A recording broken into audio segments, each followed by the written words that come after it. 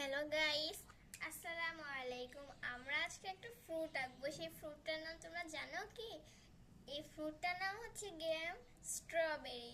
আমরা আজকে একটা স্ট্রবেরি আঁকবো। তো চলো স্ট্রবেরি আঁকা যাক। স্ট্রবেরি কিন্তু খুবই অনেক সোজা, শুধুমাত্র পাতাটা একটু কঠিন। চলো খুব ভালো করে আমরা এঁকে ফেলবো, সমস্যা হবে না আমাদের কোনো। এই তো এইখান থেকে 5 পর্যন্ত দাগ দেবো। এই তো +5। এখন এটার আবার মাঝখানে ধরে আমাদের দাগ দিতে হবে। দাগ দিয়ে আবার এটাকে মুছতে হবে। দেখছো একদিক কতটুক হয়েছে, একদিক কতটুক হয়েছে।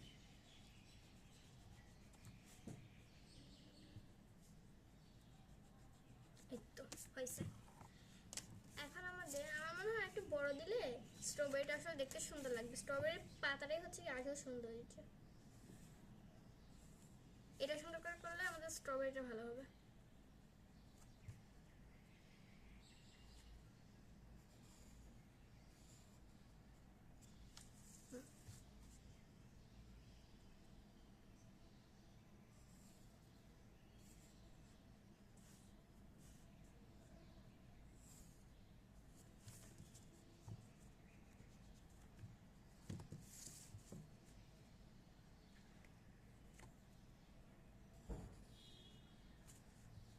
এই যে এখন আমাদের এইখান থেকে দাগ দিতে হবে।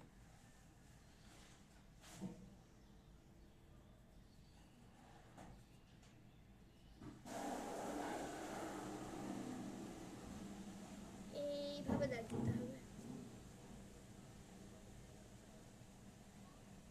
এইভাবে দাগ দিতে হবে। এইভাবে দাগ দিতে হবে। আবার এইভাবে দাগ দিতে হবে। বেশি মোটা হয়ে গেল না? আবার এইভাবে দাগ দিতে হবে। দিয়ে এইটাকে আবার বেঁকায় এনে এইভাবে দিয়ে এইভাবে দিয়ে এইটা ওই যে ওটার যে ডাঁটিটা থাকে না, মেনলি ওই ডাঁটিটা। তো এই যে এখন হচ্ছে গিয়ে এইখানকার আবার একটা পাতা দিতে হবে এইভাবে। এই যে পাতাটা আঁকা একটু কঠিন, পাতাটা আঁকতে সময় লাগবে আর কি, কিন্তু বাকিগুলো সহজ হবে, ওগুলো তাড়াতাড়ি এঁকা ফেলা যাবে। এই যে দেখছো এই পাতাটা কত চিকন হয়ে গেছে। এত চিকন যদি পাতা দে স্টোরে তো কেউ কিনবে এনে পাতা দেখে, তাতে সমস্যা নেই।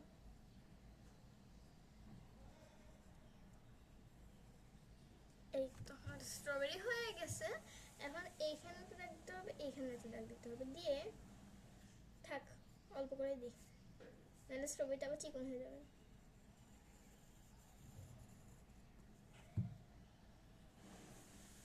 এখন এই যে স্ট্রবেরির যে গাটা আছে আমাদের সেই গাটা এঁকে নিতে হবে।